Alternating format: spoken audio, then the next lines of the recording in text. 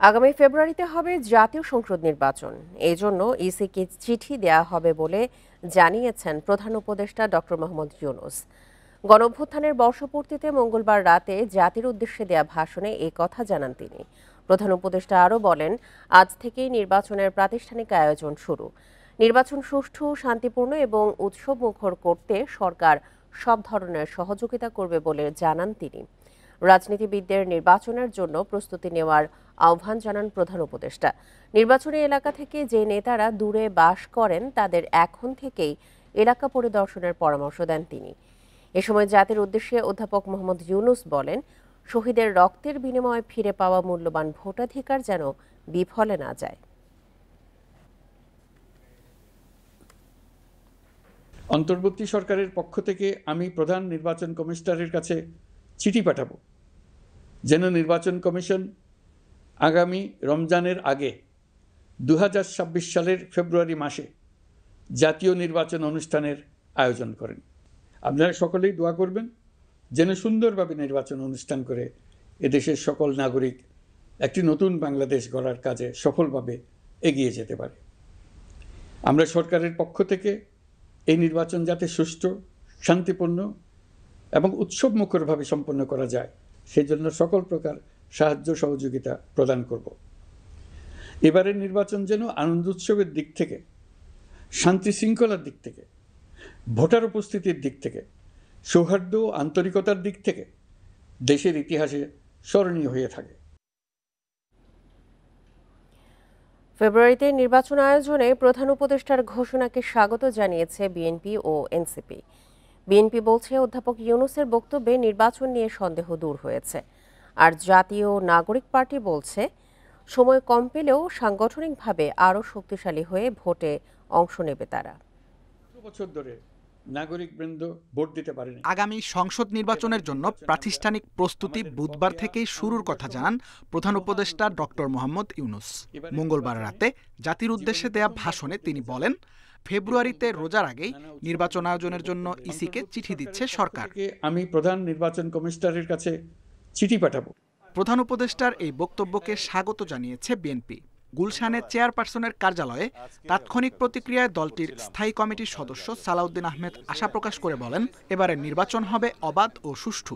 মাননীয় প্রধান উপদেষ্টা আজকে যেই নির্দেশনা দিয়েছেন তার ভাষণের মধ্য দিয়ে এবং চিঠি প্রদান করবেন নির্বাচন কমিশনকে যা বলেছেন সেই ঘোষণার জন্য আমরা সবাই অপেক্ষা করছিলাম এবং সারা জাতি অপেক্ষা করছিল। এর মধ্য দিয়ে বাংলাদেশে যে নির্বাচন অনুষ্ঠান নিয়ে যে একটি দুদুল্যমানতা ছিল বলে অনেকে মনে করছিলেন, তাদের মধ্যে সেই দুদুল্যমানতাটা রইল না এবং সারা জাতি একটি নির্বাচনমুখী পরিবেশের মধ্য দিয়ে যাবে।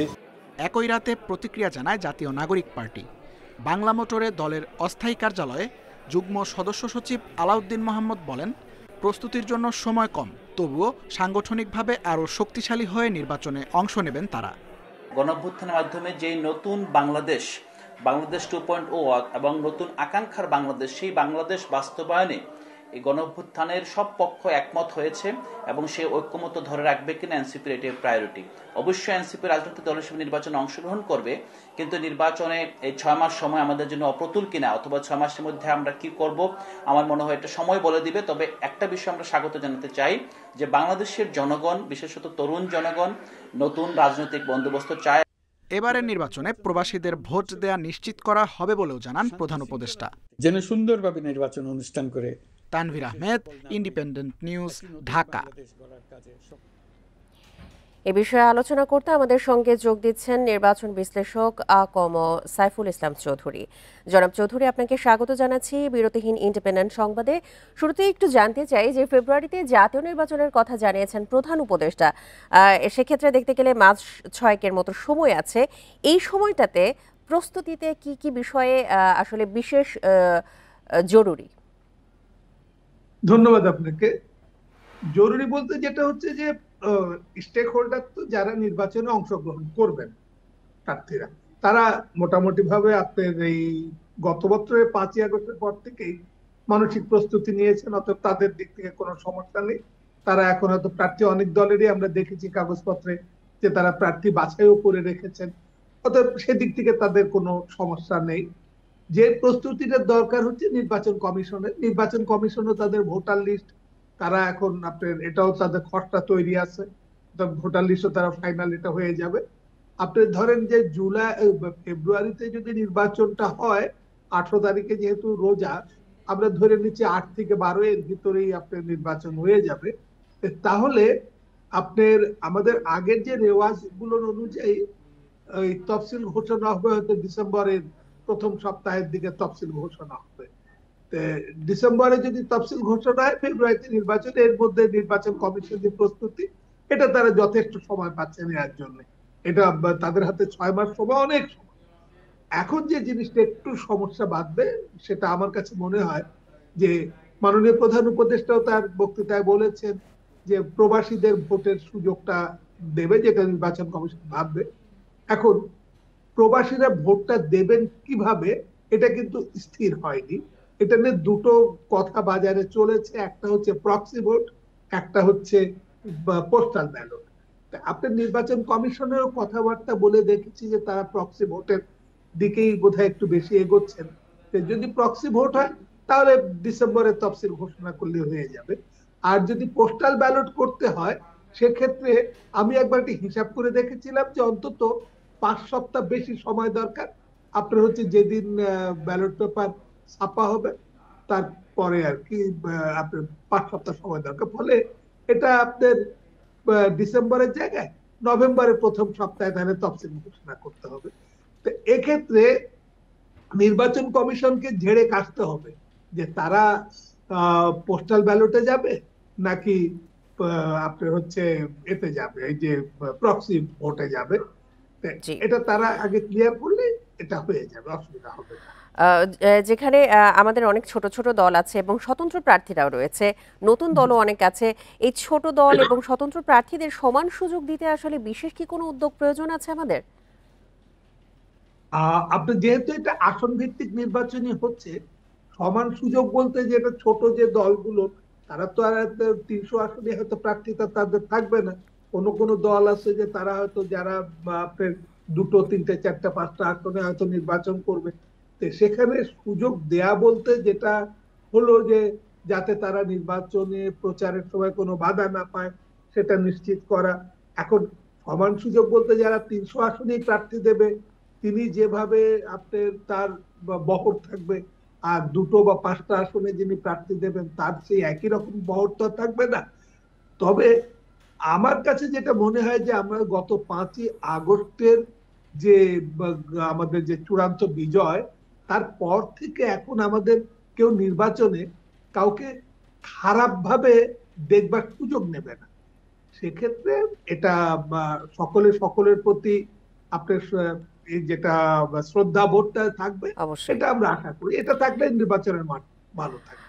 সব দলেরই তো কিছু চ্যালেঞ্জের সম্মুখীন হতে হয়, কিন্তু আগামী নির্বাচনকে সুষ্ঠু এবং অবাধ করার লক্ষ্যে আমাদের নির্বাচন কমিশনের যে চ্যালেঞ্জগুলো রয়েছে সেগুলো আসলে কি কি, আর নির্বাচন পর্যবেক্ষণ পদ্ধতি বা কেমন হওয়া প্রয়োজন?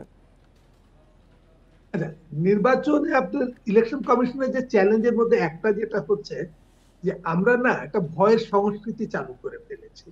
সে ভয়ের সংস্কৃতি হচ্ছে যে আমরা বলছি যে গত 3 নির্বাচনে যারা আপনার পোলিং পার্সোনাল ছিলেন তাদেরকে খোঁজ খবর নেওয়া হবে ইত্যাদি। গত 3 নির্বাচনে প্রতি নির্বাচনে আমাদের পোলিং পার্সোনাল থাকেন হচ্ছে সাকল্যে 15 লক্ষর মতন থাকেন।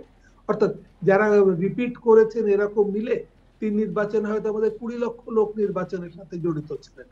আপনি যদি এখন এই 20 লক্ষ লোককে যদি একটা ভয়ের ভিতরে ফেলে দেন যে অতীতে কি করেছেন এটা আপনি যাচাই বাছাই করে দেখা হবে, যারা নির্বাচনের দায়িত্ব পালন করেছেন তারা সেখানে আপনার অসহায় হিসেবে দায়িত্ব পালন করেছেন, কারণ তাদের কারোর কিছু করার ছিল না। এখানে মাসলম্যানরা যেটা করেছে এবং এই মাসলম্যানদেরকে ঠেকানোর সাহস বা ক্ষমতা কোনোটাই সেই পোলিং পার্সোনালদের ছিল না।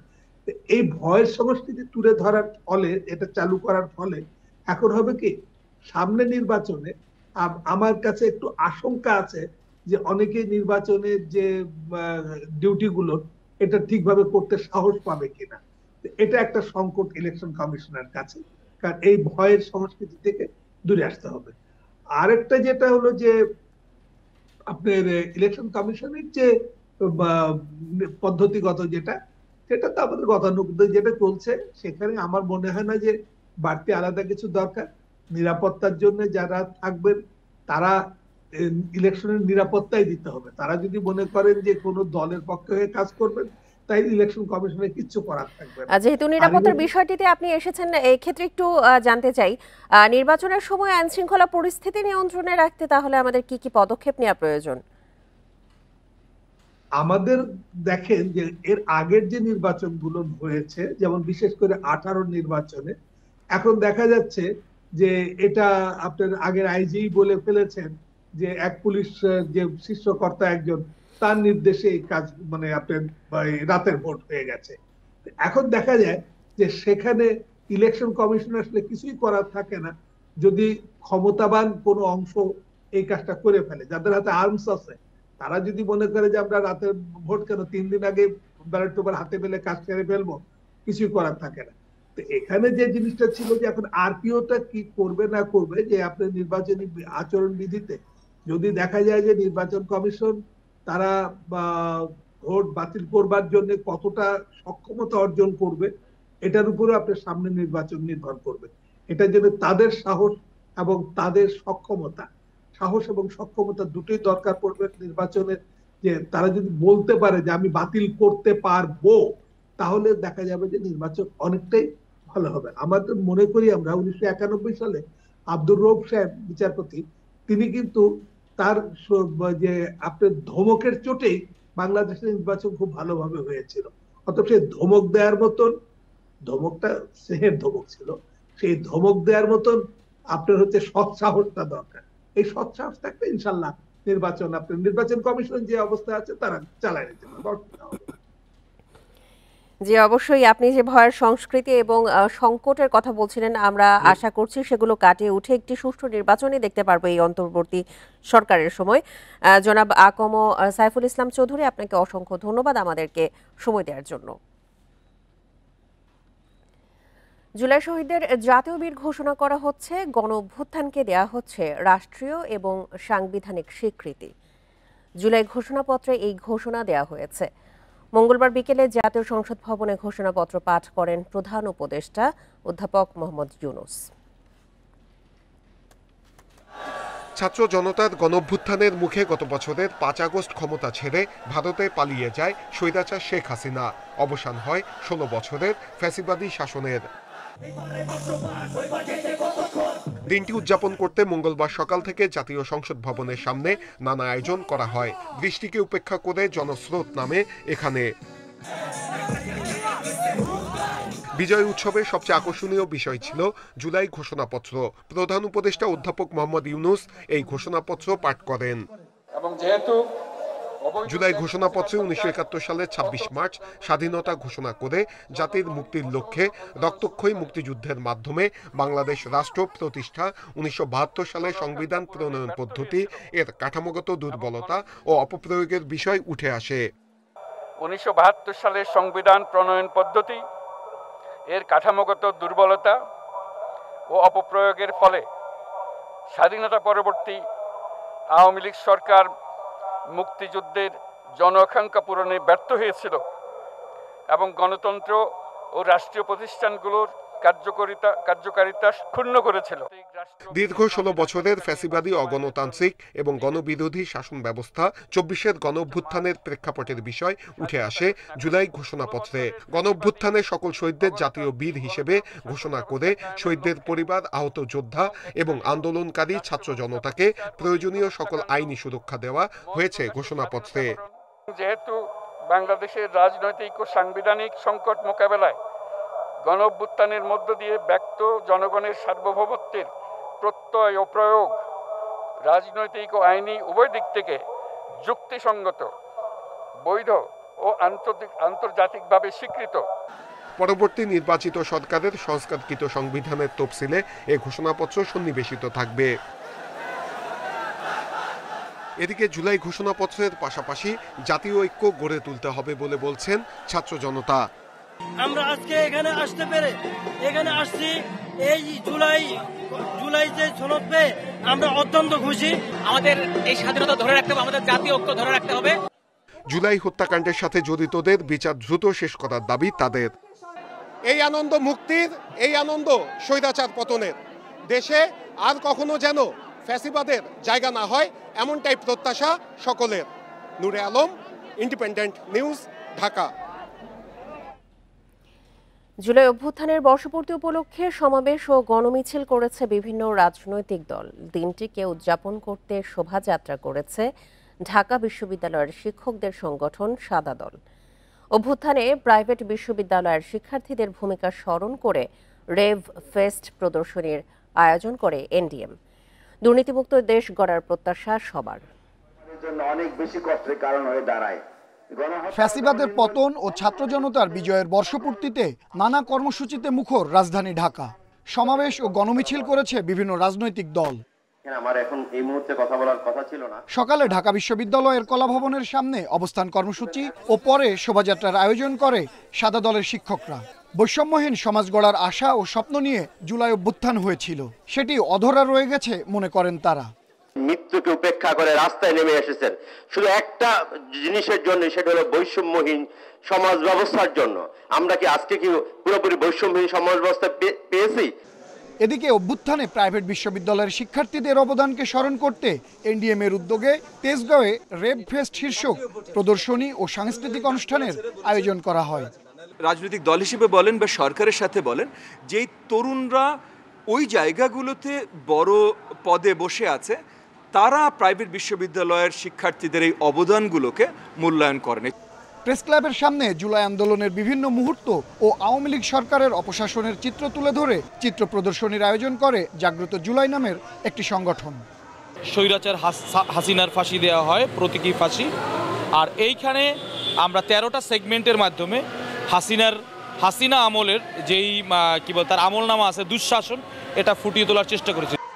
এছাড়া প্রেস ক্লাবের সামনে গণসমাবেশ ও মিছিল করে বাংলাদেশের সমাজতান্ত্রিক দল বাসদ। আনোয়ার সাদাত নূর, ইন্ডিপেন্ডেন্ট নিউজ, ঢাকা। গণভবনের জুলাই গণঅভ্যুত্থান স্মৃতি জাদুঘরের নির্মাণ কাজের অগ্রগতি পরিদর্শন করেছেন অন্তর্বর্তী সরকারের প্রধান উপদেষ্টা অধ্যাপক মোহাম্মদ ইউনূস। জুলাই গণঅভ্যুত্থান দিবস উপলক্ষে মঙ্গলবার গণভবনে যান তিনি। এক সংবাদ বিজ্ঞপ্তিতে এই তথ্য জানিয়েছে প্রধান উপদেষ্টার প্রেস উইং। বিজ্ঞপ্তিতে বলা হয়, জাদুঘরটি 2024 সালের ঐতিহাসিক জুলাই অভ্যুত্থানের পটভূমি, সংগ্রাম, শহীদ এবং বিজয়ের দলিল হিসেবে নির্মাণাধীন রয়েছে। সেখানে গিয়ে সংশ্লিষ্ট প্রকৌশলী, স্থপতি ও কর্মীদের সঙ্গে মত বিনিময় করেন প্রধান উপদেষ্টা। যত দ্রুত সম্ভব কাজ শেষ করার নির্দেশনা দেন তিনি। পরিদর্শনের সময় মুক্তিযুদ্ধ বিষয়ক উপদেষ্টা ফারুকী আজম, গণপূর্ত উপদেষ্টা আদিলুর রহমান খান, সংস্কৃতি বিষয়ক উপদেষ্টা মোস্তফা সরোয়ার ফারুকী ও জাদুঘর বাস্তবায়ন কমিটির সদস্যরা প্রধান উপদেষ্টার সঙ্গে ছিলেন।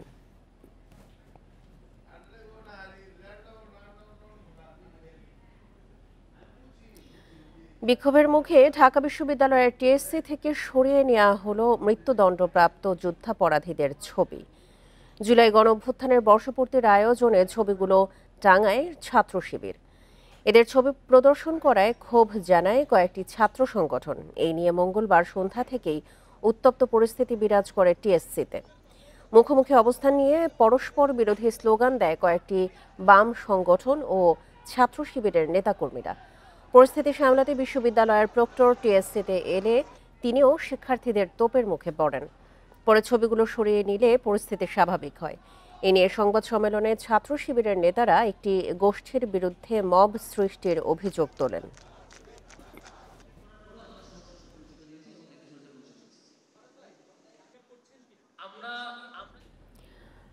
নোয়াখালীর বেগমগঞ্জে মাইক্রোবাস খালে পড়ে 7 জন নিহত হয়েছেন। ভোরে চৌমোহনী লক্ষ্মীপুর আঞ্চলিক মহাসড়কের জগদ্দীশপুর এলাকায় এই দুর্ঘটনা ঘটে। নিহতদের মধ্যে 4 জন নারী ও 3 জন শিশু। নিহতরা সবাই আত্মীয় বলে প্রাথমিকভাবে জানা গেছে। পুলিশ ও ফায়ার সার্ভিস জানায়, ওমান প্রবাসী বাহারুদ্দিনের পরিবার ও তার স্বজনদের নিয়ে ঢাকা থেকে লক্ষ্মীপুরে যাচ্ছিলেন। ভোরের দিকে চৌমোহনী লক্ষ্মীপুর আঞ্চলিক মহাসড়কের জগদ্দীশপুর এলাকায় মাইক্রোবাসটির নিয়ন্ত্রণ হারিয়ে খালে পড়ে যায়। খবর পেয়ে ঘটনাস্থলে গিয়ে উদ্ধার কাজ শুরু করে ফায়ার সার্ভিস ও পুলিশ। নিহতদের সবার বাড়ি লক্ষ্মীপুর বলে প্রাথমিকভাবে জানা গেছে।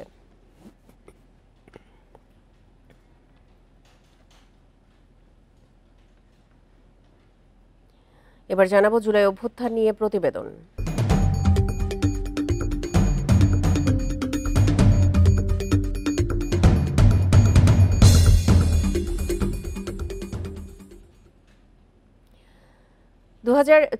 সালের ৬ অগস্ট দেশে সূর্য উঠেছিল এক নতুন ভোর নিয়ে। পতিত শাসকের পলায়নের পর যখন নেই কোনো সরকার, নেই কোনো পুলিশ, তখনও থেমে থাকেনি দেশ। রাজপথে ছিল না কোনো আতঙ্ক, ছিল নবজাগরণের আলো। ছাত্রদের নেতৃত্বে মানুষ নেমে আসে নিরাপত্তা নিশ্চিত করতে, ট্রাফিক সামলাতে। রাষ্ট্র শাসকশূন্য অথচ বিশৃঙ্খল নয়। বাংলাদেশ দেখিয়েছে তার বাস্তব দৃষ্টান্ত। ৬ আগস্ট ২০২৪, ছাত্র জনতার হাতে নতুন ভোরের দেশ, নতুন এক উজ্জ্বল সকালের সূচনা।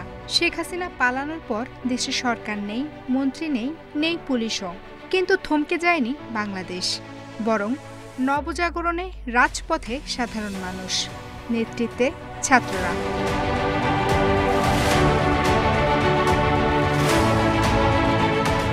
পুলিশের অনুপস্থিতিতে অলিগলিতে নিরাপত্তার দায়িত্ব নেয় সাধারণ মানুষ। পাড়া মহল্লায় পাহারা বসায় তরুণেরা। এলাকার প্রবেশপথে পাহারা, যেন কোনো অপশক্তি ঢুকতে না পারে। নিজেদের বাসা মনে করি, যদি নিজেদের দেশকে পরিষ্কার পরিচ্ছন্ন থেকে শুরু করে আইন শৃঙ্খলা মেনটেন করি, তবে আমরা নতুন বাংলাদেশ গড়ে তুলতে পারবো। আমরা ছাত্ররা অনেক কষ্ট করছি, যেহেতু দেশ আমাদের, আবার পুরো সংস্কার করে আগের জায়গায় নিয়ে আসার কাজ আমাদের। রাজধানী জুড়ে ছাত্রদের ট্রাফিক নিয়ন্ত্রণ, রিকশা থেকে শুরু করে অ্যাম্বুলেন্স, সব চলছে শৃঙ্খলায়, কেউ নিয়ম ভাঙে না।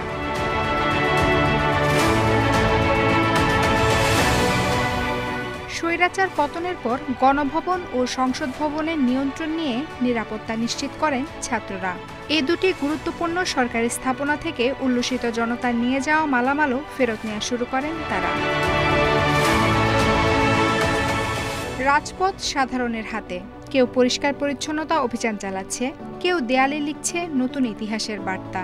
শাসকের অনুপস্থিতিতে জনগণের রাষ্ট্র কেমন হতে পারে, বাংলাদেশ দেখায় তার দৃষ্টান্ত। আফসানা ফ্রিজ জুই, ইন্ডিপেন্ডেন্ট নিউজ, ঢাকা। জুলাই অভ্যুত্থানের ১ বছরে বেশ কিছু কাঠামোগত উদ্যোগ ও সংস্কার হয়েছে ব্যাংকিং খাতে। বৈধ পথে রেমিটেন্সের পরিমাণ বাড়ায় শক্তিশালী হয়েছে বৈদেশিক মুদ্রার রিজার্ভ। যদিও বিশ্লেষকরা বলছেন, দীর্ঘমেয়াদী পরিবর্তন আনতে দরকার কঠোর নজরদারি। অনিয়ম, দুর্নীতি ও লুটপাটে জর্জরিত ব্যাংক খাতকে টেনে তুলতে গত বছর আগস্টে অর্থনীতিবিদ আহসান এইচ মনসুরকে দেয়া হয় কেন্দ্রীয় ব্যাংকের দায়িত্ব। এরপর ব্যাংকিং খাতে নানা সংস্কারের উদ্যোগ নেয় বাংলাদেশ ব্যাংক। 14টি ব্যাংকের পরিচালনা পর্ষদে আসে ব্যাপক রদবদল। দেশি বিদেশি ব্যক্তিদের নিয়ে গঠন করা হয় 3টি টাস্কফোর্স। দুর্বল ব্যাংকগুলো আমানতকারীদের অর্থ ফেরত দিতে ব্যর্থ হলে তারল্য সহায়তা দিয়ে এগিয়ে আসে কেন্দ্রীয় ব্যাংক। 1 বছরে ব্যাংকিং সেক্টরের প্রকৃত চিত্র, সেটা হাল বলি বা বেহাল বলি, সে অবস্থার জাতির কাছে তুলে ধরতে সক্ষম হয়েছে। কোনো প্রকার ক্যামোফ্লেজ আর কেন্দ্রীয় ব্যাংক করেনি। যা প্রকৃত চিত্র, সেটা বর্তমান প্রশাসনের বিপক্ষে গেলেও আমরা কিন্তু কার্পণ্য করিনি প্রকৃত চিত্র জালুগার সাহেব তুলে ধরার ক্ষেত্রে। জুলাই অভ্যুত্থানের পর ডলারের বাজারে স্থিতিশীল রাখতে বেশ কিছু পদক্ষেপ নেয় কেন্দ্রীয় ব্যাংক। প্রবাসীদের আন্তরিকতায় ও হুন্ডি কমে যাওয়ায় বাড়তে থাকে বৈদেশিক মুদ্রার প্রবাহ। রেমিটেন্সের পাশাপাশি রিজার্ভে আসে গতি। মূল্যস্ফীতি নিয়ন্ত্রণে নীতি সুধার বাড়ায় বাংলাদেশ ব্যাংক। তবে খেলাপির প্রকৃত চিত্র বের হয়ে আসায় জুন শেষে ব্যাংকিং খাতে খেলাপি 5 লাখ কোটি টাকা ছাড়িয়ে যায়, যা আদায় এখন বড় চ্যালেঞ্জ বলে মনে করেন বিশ্লেষকরা।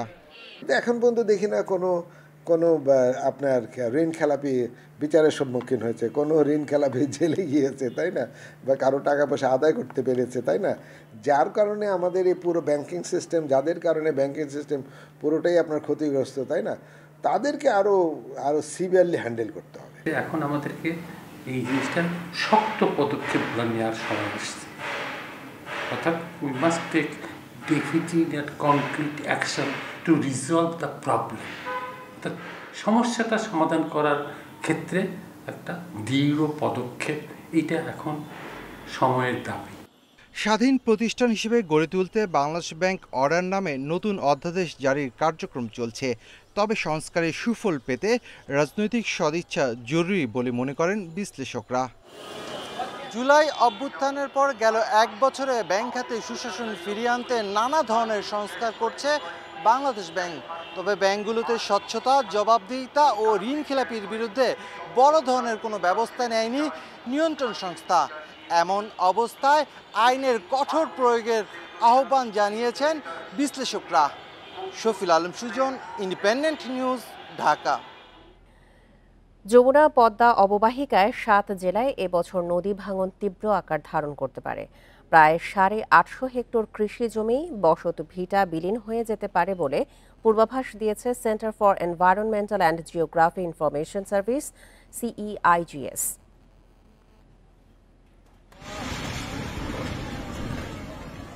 নদীর তীর ভাঙন দেশের অন্যতম প্রাকৃতিক দুর্যোগ। ন্যাশনাল অ্যাডাপ্টেশন প্ল্যান অব বাংলাদেশের তথ্য মতে 5 দশকে পদ্মা যমুনার ভাঙনে বিলীন হয়েছে প্রায় 1.5 লাখ হেক্টর জমি। এতে সবচেয়ে বেশি ক্ষতি হয়েছে যমুনা অববাহিকায়।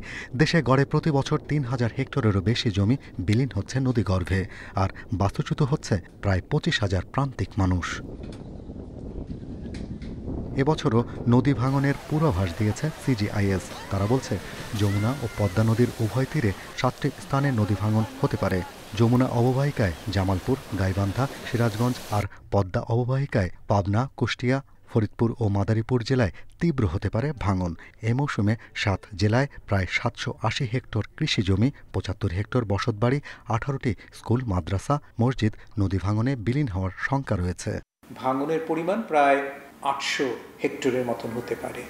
তো এটা একটা আশাব্যঞ্জক এই জন্য বলবো যে যেটাও গত 3-4 বছর আগেও যেটা 3000-এর মতন আমাদের পূর্বাভাস ছিল, এটা প্রতি বছরই কমে আমাদের এবার প্রায় 1000-এর নিচে চলে আসছে।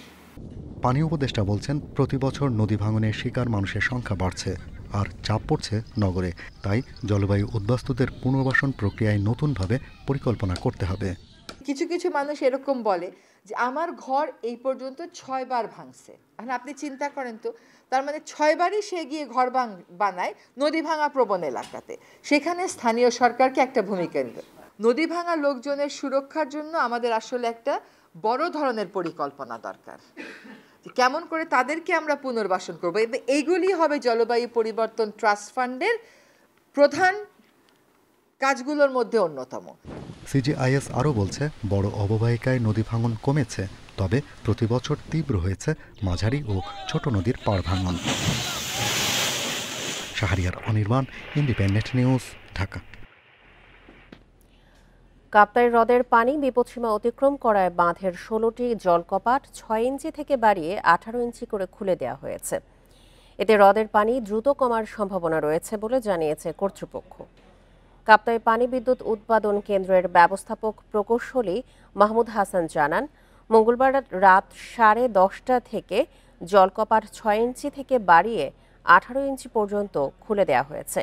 এতে করে প্রতি সেকেন্ডে 29,000 কিউসেক পানি কাপ্তাই লেক থেকে কর্ণফুলী নদীতে নিষ্কাশন হচ্ছে।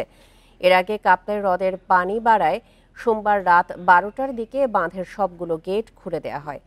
এদিকে কাপ্তাই হ্রদের পানি বাড়ায় হ্রদ তীরবর্তী বেশ কিছু এলাকার ঘরবাড়িতে পানি প্রবেশ করেছে।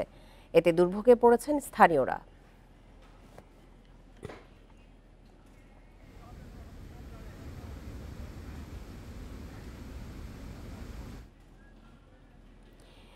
এ বিষয়ে আরো জানাতে রাঙামাটি থেকে যোগ দিচ্ছেন সহকর্মী হিমেল চাকমা। হিমেল, রাঙামাটিতে কাপ্তাই হ্রদের পানি কমছে কিনা, সেই হিসেবে এখনকার সেইখানের সর্বশেষ পরিস্থিতি কেমন দেখছেন?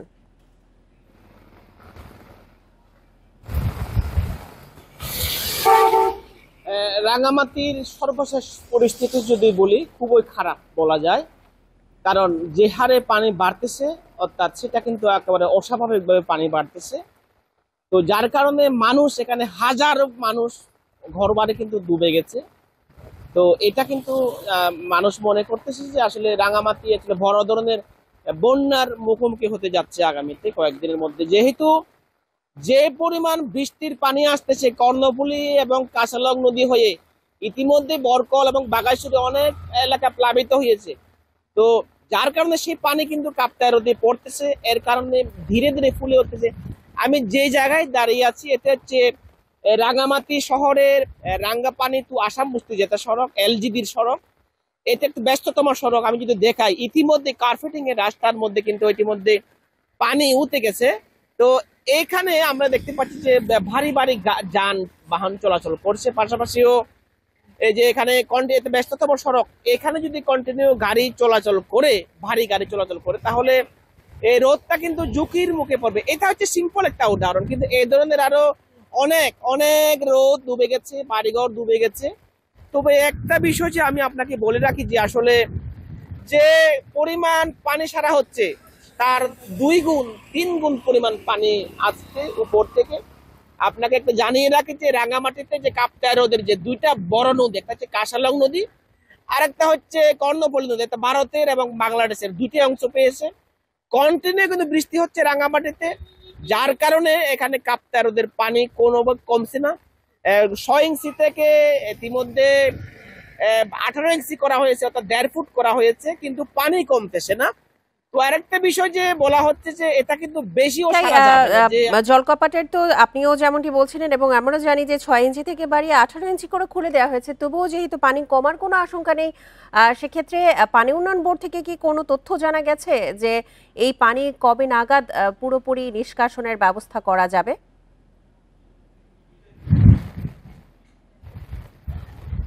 সবচেয়ে দুঃখের বিষয় হচ্ছে যে রাঙ্গামাটিতে আসলে পানি উন্নয়ন কর্তৃপক্ষ, আমরা উন্নয়নের কাজ শুনলেও রাঙ্গামাটির যে পানি উন্নয়ন কর্তৃপক্ষের তাদের অ্যাক্টিভিটিস একেবারে নেই বললে চলে। শুধুমাত্র এখানে কাপ্তাই জলবিদ্যুৎ কেন্দ্র কর্তৃপক্ষ সেটা তারা এটা মেনটেন্স করে এবং তারা হিসাবটা রাখে।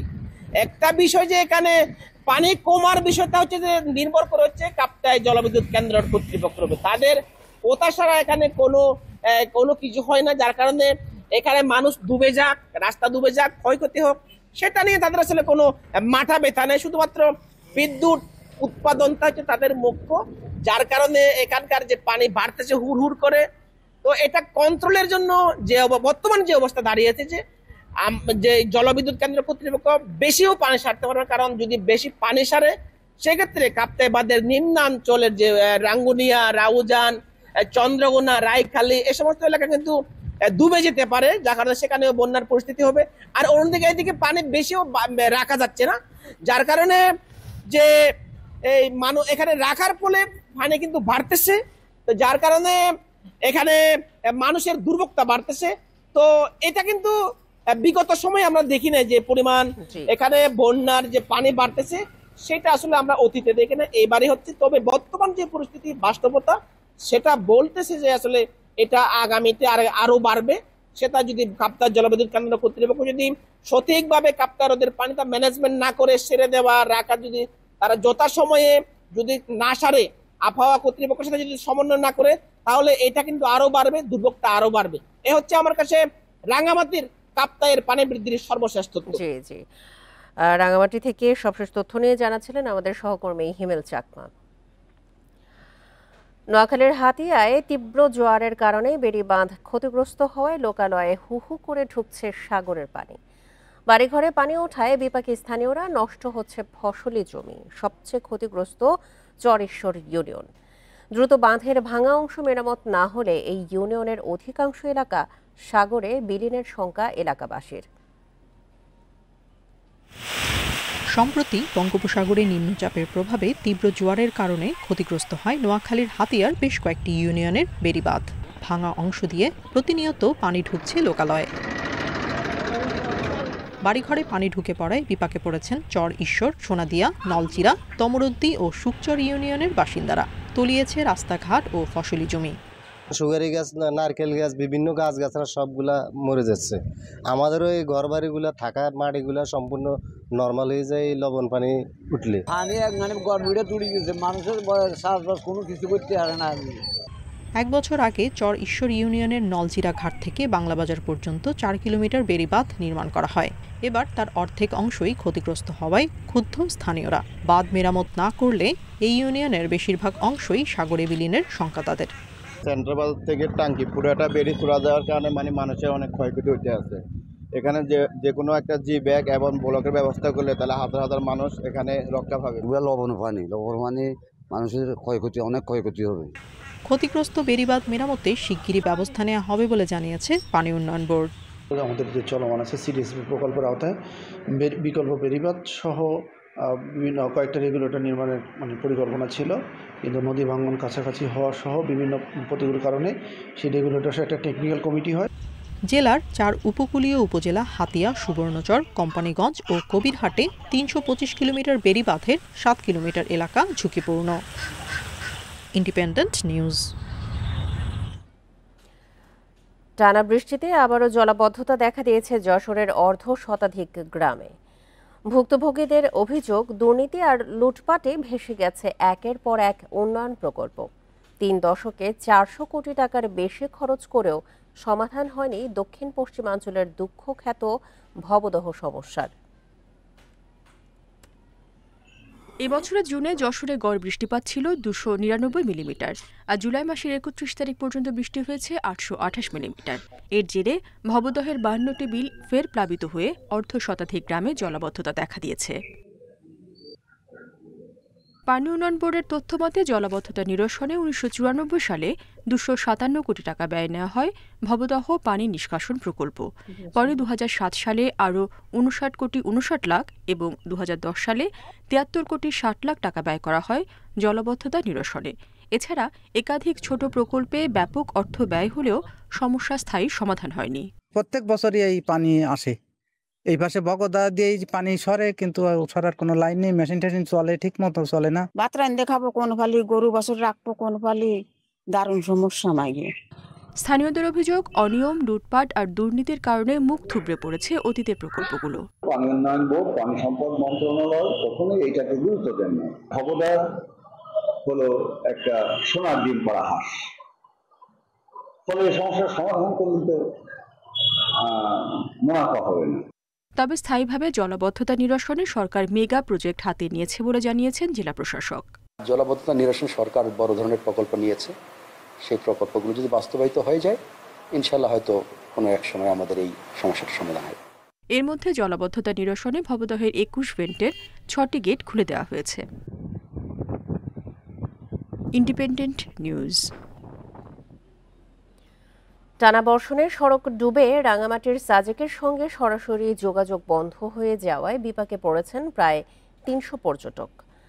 বিকল্প উপায়ে পর্যটকদের পারাপার করা হচ্ছে বলে জানিয়েছে উপজেলা প্রশাসন। স্থানীয়রা জানান, কয়েকদিনের ভারী বৃষ্টি ও পাহাড়ি ঢলে মাচালং বাজার এলাকায় রাস্তা ও খালের ওপর কালভার্ট পানিতে ডুবে যায়। মাচালং বাজারের নিচু রাস্তা ও কালভার্টের প্রায় 4 ফুট উপর দিয়ে পানি প্রবাহিত হচ্ছে। এতে এই বাজার থেকে সাজেকগামী সব যান চলাচল বন্ধ রয়েছে। বাঘাইছড়ির উপজেলা নির্বাহী কর্মকর্তা শিরিন আক্তার জানান, আটকে পড়া অনেক পর্যটক সড়কের ডুবে যাওয়া অংশটি বাঁশের ভেলায় বা নৌকায় করে পারাপার হচ্ছেন। তবে অনেক পর্যটকই পানির কারণে আটকা পড়েছেন। সড়ক থেকে পানি নেমে গেলে যান চলাচল স্বাভাবিক হবে বলেও জানান তিনি।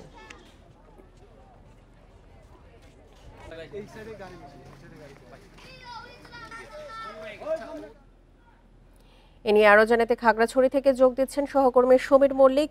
সমীর, টানা বর্ষণে সড়ক ডুবে যাওয়ায় রাঙামাটি এবং সাজেকের যে সরাসরি যোগাযোগ ব্যবস্থা সেটি বন্ধ হয়ে গেছে। সেক্ষেত্রে পর্যটকদের দুর্ভোগ নিয়ে জানাবেন, আর সেখানকার যে স্থানীয় জনগণ রয়েছে তাদেরও জীবনমানের অনেকটাই দুর্ভোগ পোহাতে হচ্ছে। সবশেষ তথ্য কি সেখানে? দেখুন, সর্বশেষ তথ্য হচ্ছে এখানে গতকাল থেকে আসলে সাজেকের সাথে খাগড়াছড়ির যে সরাসরি সড়ক যোগাযোগ সেটা বন্ধ ছিল। মাচালংয়ের সেখানে বাজারের একটি এলাকায় সেখানে অন্তত 5 থেকে 4 ফিট নিচে পানির নিচে কিন্তু রাস্তা চলে যাওয়ার কারণে সরাসরি যান চলাচল সেটি বন্ধ ছিল। তো গতকালকে আমরা যেটা দেখেছি, সেনাবাহিনী, ফায়ার সার্ভিস এবং উপজেলা প্রশাসনের উদ্যোগে অনেক পর্যটককে পারাপার করেছে। সেক্ষেত্রে আসলে ভোগান্তি হয়েছে, কারণ যারা অনেকে ব্যাগেজ নিয়ে এবং পরিবার পরিজন নিয়ে সাজেকে বেড়াতে গেছিল তাদেরকে বাঁশের ভেলায় বা নৌকায় করে অনেকে পারাপার করলো, অনেকে কিন্তু সাজেকে আটকা পড়েছে। আজকে সকালে কিছুক্ষণ আগে মাচালংয়ে যে অংশটিতে পানি উঠেছিল সেটি পানি কমে গেছে, কিন্তু বাগাইহাট আরেকটি জায়গা, অর্থাৎ একই সড়কের আরেকটি জায়গাতে অন্তত 20 কিলোমিটার আগে সেখানে কিন্তু আবার সড়কটি সকাল থেকে ডুবে যাওয়ার কারণে সেখানে নতুন করে যান চলাচল বন্ধ হয়ে গেছে। অর্থাৎ এখনো পর্যন্ত রাস্তাটিতে আসলে সরাসরি যে সড়ক যোগাযোগ সেটি সম্ভব হয়নি। তবে আশা করা যাচ্ছে যদি আজকে সারাদিন বৃষ্টিপাত না হয় সেক্ষেত্রে সড়ক থেকে পানি নেমে গিয়ে সড়কে যে যান চলাচল সেটি স্বাভাবিক। এবং গতকালকে যে সমস্ত পর্যটকরা আটকা পড়েছিল তাদের অনেকেই ফিরতে পেরেছে, তবে বেশিরভাগ কিন্তু সেখানে সাজেক আটকা পড়েছে। এবং যারা আটকা পড়েছে তাদেরকে সাজেকে রিসোর্ট কটেজ মালিক যে সমিতি রয়েছে তাদের পক্ষ থেকে শুধু সার্ভিস চার্জ নিয়ে তাদেরকে সেখানে থাকার সুযোগ করে দেওয়া হয়েছে। একই সাথে আপনি যে বিষয়টা বলেছেন, এখানে পর্যটকদের পাশাপাশি স্থানীয় যারা রয়েছে, সাজেক একটি বড় ইউনিয়ন, সেখানে বাংলাদেশের সবচেয়ে বড় ইউনিয়ন বলা যায়, সেখানে অনেক স্থানীয় মানুষও কিন্তু এই রাস্তার এই দুর্ভোগের কারণে সড়কে যান চলাচল বন্ধ হওয়ার কারণে তারাও দুর্ভোগে পড়েছে। এবং যেহেতু একটি পাহাড়ি এলাকা, সেক্ষেত্রে আসলে আবহাওয়া এবং একই সাথে বৃষ্টিপাতের বিষয়টি মাথায় রেখে সাজেকে যারা ভ্রমণ করবে তাদেরকে অনুরোধ করেছে। কারণ গতকালকে প্রায় 250-250 মতো পর্যটক সাজেক তারা যাওয়ার চেষ্টা করেছিল, কিন্তু এই দুর্যোগপূর্ণ আবহাওয়ার কারণে অর্থাৎ রাস্তা ডুবে যাওয়ার কারণে কিন্তু অনেকে সাজেক যেতে পারেনি, তারা বাগেরহাট থেকে আসলে ফিরে আসতে বাধ্য হয়েছে। এবং যারা ব্যক্তিগত গাড়ি নিয়ে সাজেকে গেছে তারা কিন্তু সেখানে এখনো পর্যন্ত থাকতে বাধ্য হচ্ছে, যেহেতু সড়কে যান চলাচলের স্বাভাবিক হয় না। যে সমস্ত পর্যটকরা ব্যক্তিগত কার বা মাইক্রোবাস বা হাইসি করে সেখানে সাজেক গেছে তারা কিন্তু ফিরতে পারেনি। খাগড়াছড়ি থেকে জানাচ্ছিলেন আমাদের সহকর্মী সমীর মল্লিক। এ ছিল এখনকার সংবাদে, আমন্ত্রণ পরের আয়োজনে।